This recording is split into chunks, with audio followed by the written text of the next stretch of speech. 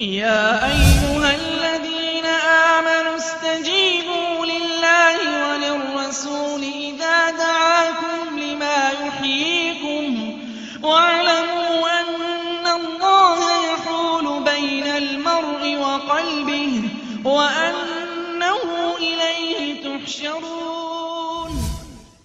أعوذ بالله من الشيطان الرجيم. بسم الله الرحمن الرحيم. Assalamu alaikum wa rahmatullahi wa barakatuh. Tubasanyukidde mwenna abatulaba ku support Islam in Uganda era nga amanya gange yenze Kityamu West Anwaru okubeera nti mbatuusaako program dawa wano ku support Islam in Uganda era nga mu studio olwalero ndimu ne Sheikh Muhammadi Kiwalabi Abubakar. Sebo wekitiibwa tusanze okulaba. Assalamu alaikum. Wa alaikum salam wa rahmatullahi wa barakatuh. Sebo tukusaba weyanjula ogwokubiri eri abatulaba sebo. Naam, a'udhu billahi minash shaitanir rajim. Bismillahir rahmanir rahim. Alhamdulillahi alladhi kana wala makan wa huwa ala ma kan. Qabla khalqil makan lam yataghayyaru amma kan. Wassalatu wassalamu ala rasulillahi Muhammad sallallahu alayhi wa sallam. وعلى آله وأصحابه ومن دعا بدعوته إلى يوم الدين وبعد. أمانيا ندوبوزي nze Kiwalabi Muhammad Abubakar. Ntero kweyita muzzukulu wa nkoko teyota muliro. Teriyo nkoko eyota muliro. Era bw'ogiraba eyota eba ku musito nga bagikaliye eba egena mu ntamu. Sanzo kulaba so. Kakati bannange mwenna batulaba.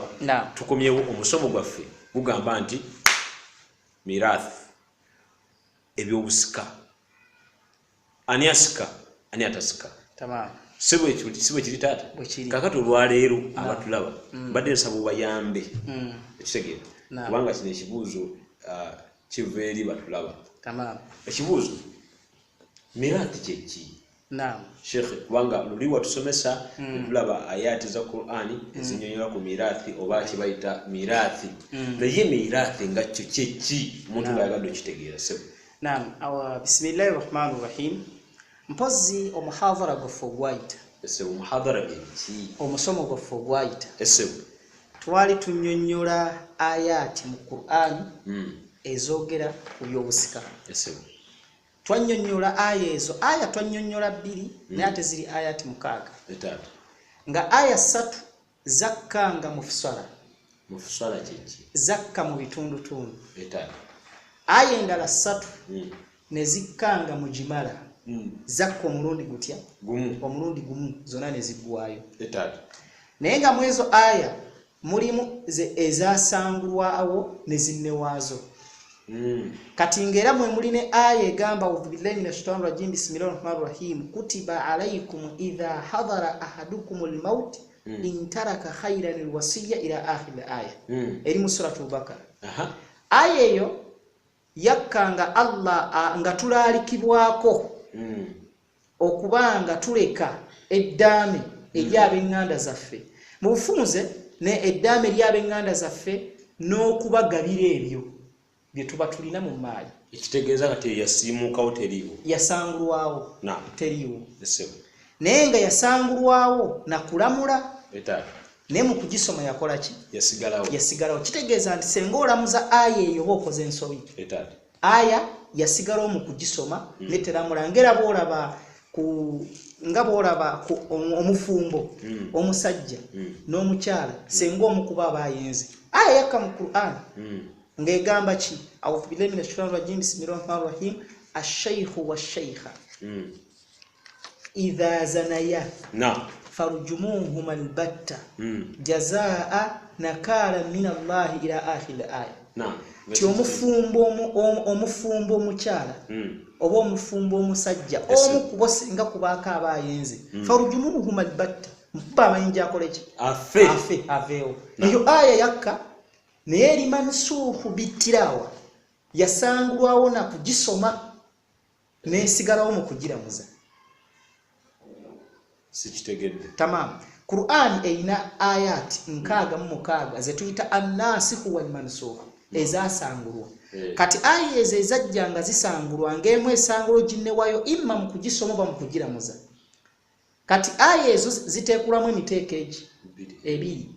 mansukhu bil hukm eyasangulawo n'okulamula ezasangulawo n'okulamula wa mansukhu bittilawa nezasangulawo n'okuzikola ki n'okuzisoma kati aya yaffe eri mu suratul bakara emu ku ayati z'amawarithi ezakka egamba nti kutiba alaykum idha hadara ahadukum almaut in taraka khayran alwasiya ila al-akhir aya yasangulwawo bil hukm na kugiramuza tugiramuza nesigalawo mu kugisoma kiva mu Qur'ani mweki mweri kati okubeera nti omuntu aleka eddame afudde tekiriiwo mu Busiraamu la weekiri naye ekyali mu aya nga tugenze mu makulu gayo munda aya yali etukkiriza gwe asemberedde okufa okuba nti olaamira ab'eŋŋanda zo by'oboolese taata onoomulaamira omwana wo naani so kati ate nga Allah yakugabira ayiwa kati zino aya ze twalaba ez'ebbiri bwe zajja ne zisangulawo eri bil hukum n'okulamula era eri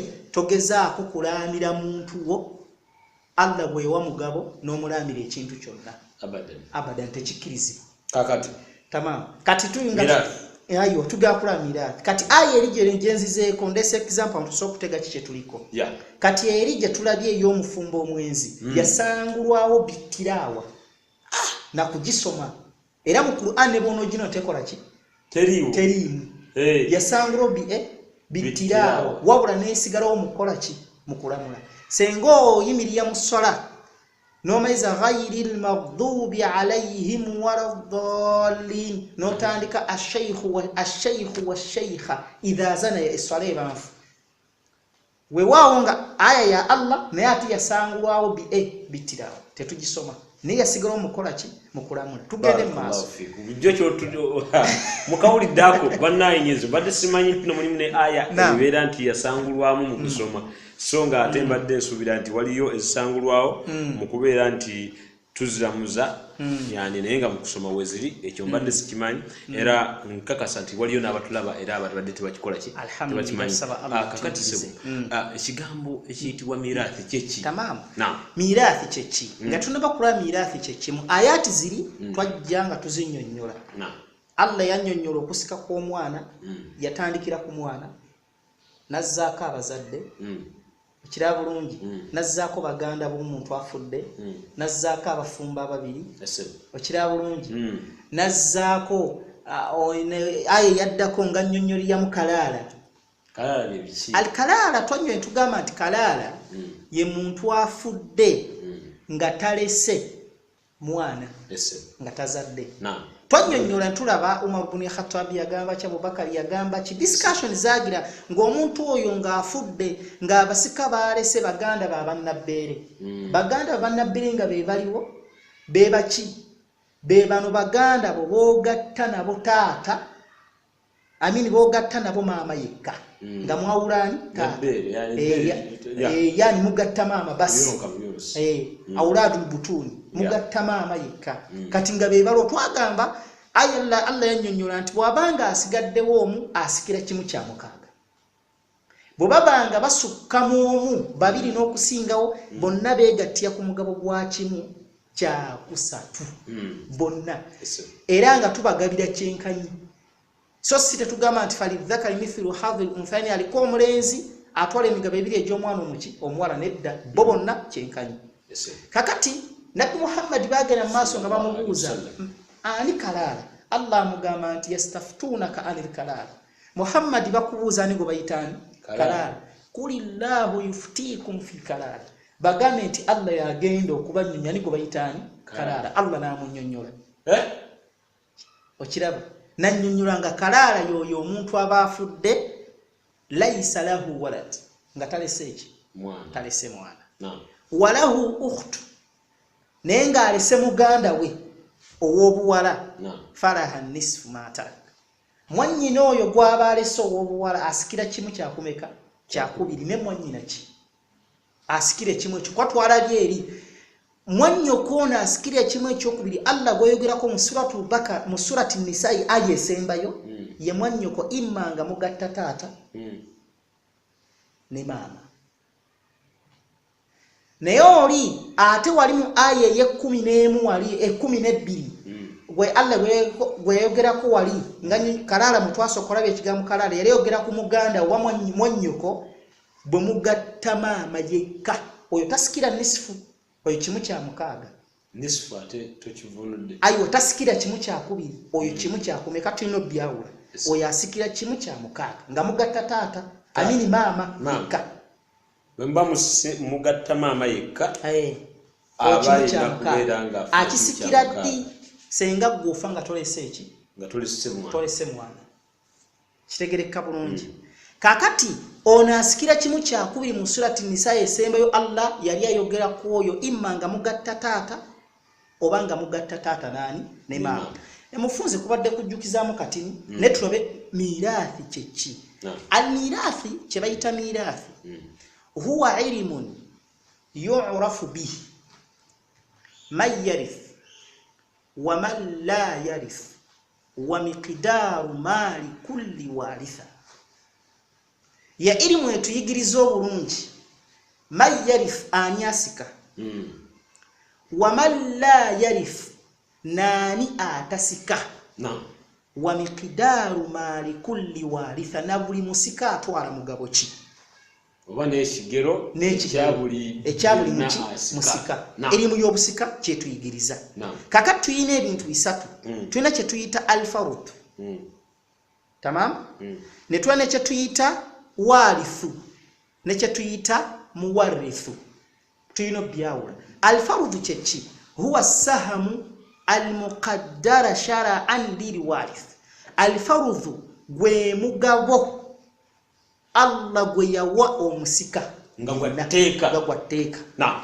kyebeta farud kati warithu ye gwagenda okusikira omufooli omugenzi kati muwarithu yona asikirwa muwarithu yona yafa aywa muwarithu yona agenda okusikirwa warithu ye gwagenda okusika ate farudhu gwe omugabo gwogenda okola ki ogwokufuna ogwetteeka Allah gwe yakola ki gwe yakutemera gwe kiki ekyagenderwa mali illa kiki ekyagenderwa fi ta'alimi ilmu al-fara'id au ilmu al-mirath kiki ekyagenderwa mu kusoma ilimu eno y'obusika ekisooka muharabatu dhulum kuziiza buli azama kitegeeza buli omu yeewala obulyazaamaanyi butereevu ku muntu yenna yenna abafiiriddwa butereevu twewala okubeera ntulyazaamaanyi mali y'abantu abafiiriddwa kyova olaba nti erimu y'obusika tugisoma ng'ekigendererwa muyo kuziiza bulyazaamaanyi kyova olaba nti mu hadithi ya Abi Hurayra nabbi sallallahu alaihi wasallam yagamba ti ta'allamu al-Qur'ani wa 'allimuha mweyigirize erimu y'obusika mweyigirize Qur'ani ate mugikole ki mugisomese n'abantu wa ta'allamu al-fara'id mweyigirize na elimu y'obusika wa 'allimuha era mugikole ki mugigirize lwaki nabbi yagamba nti fa huwa nisfu al-ilm kye kitundu ky'okumanya obusiraamu Allah bw'akuwa elimu y'obusika n'ogitegeera hafu y'obusiraamu oba omaze ogifuna oba ogitegedde si kye kyokka yayongera kulagamba nti wa huwa yunsa elimu y'obusika yeerabirwa changu nnyo kwera era wafiriwaya ya hadithi emwenjogeza janga zigamba nti fa inni muri'i makbuda nabbi ngagamba nti nze ndi muntu ngenda kufa Allah wal ilmu yuqbad ne ilmu y'obusikano yakola ki yakuvaawo fa innaha awwalul ilm yunza'u min hadhihi al-umma ilimu y'obusika ya ilimu egenda okusooka okuva mu bantu b'ekibiina kyange Allah kakati ero jagenda okyetegereza wallahi tekyali mu bantu agatali konfufu ogalaba abaana baje namwandu mu nyumba obiraba abalaba bagaba ne mali ya kitaabwe ng'akyali na mulamu ne bamwetika kali batuga jangu tugabire kyokka basiraamu tewakira be Masaka Allah mugatali konfufu tewabiraba wallahi ng'abaana ba busiraamu maadama nga ne mali gye bagabana taata waabwe sheikh n'abaana abasoka bazeeki abasomesezza ekyo kiraga ilimu ya busika kuba nti ekoze eki eggwa mu bantu eggwedde mu buli omu ayagala kufuna by'ayagala khalas kati ekikitusomesa kuziiza buli az'amaanyi ekiko ekyo ekyensonga ey'okubiri etwa okullu kwe kuwa buli muntu yenna omugabo gwe ogugwa etwa okullu warithi haqqahu kwe kuwa buli musika yenna omugabo gwe Allah bwe yakola ki si nsonga mwana muto si nsonga muntu mukulu.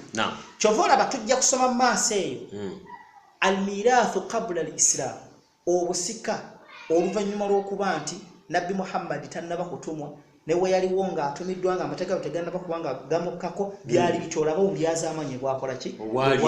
So n'olwekyo embeera ekikanga ekyo Allah tabaraka wa ta'ala n'abeeranga yagiziiza n'atulongooseza sisitiimu y'obusika. Seeko wekitiibwa. Naam. Biki ebijjibwa mu maali y'oyo aba afudde? Tamaamu.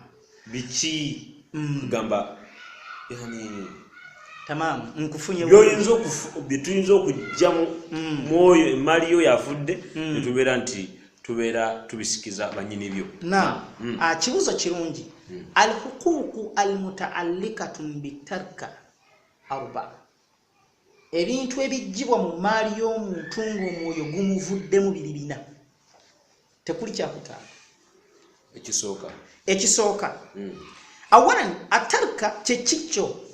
Atarka hiya kullu ma yatarakahu shakhsun min amwali ba'da mautihi, bye birekeddwa omuntu ono akoze eki abafudde.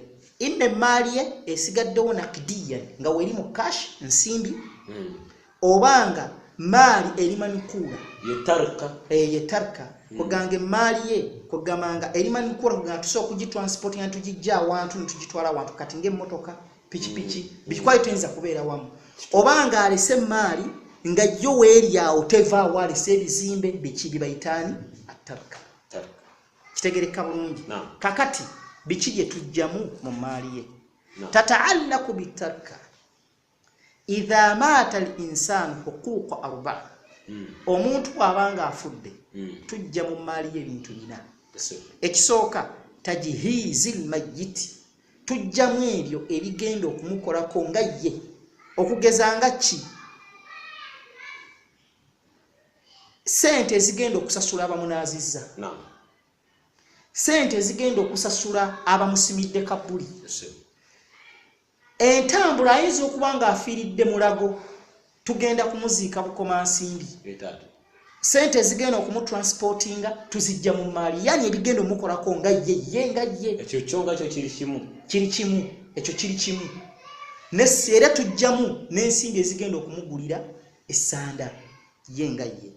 Kitegereka bulungi. Ekyokubiri insha Allah tugende kumpumula biidhinillah, tubeere nga tukomawo, tubeere nga tubalaga ebintu bye tulina okubeera nti tujja mu maali y'omuntu oyo abeera afudde.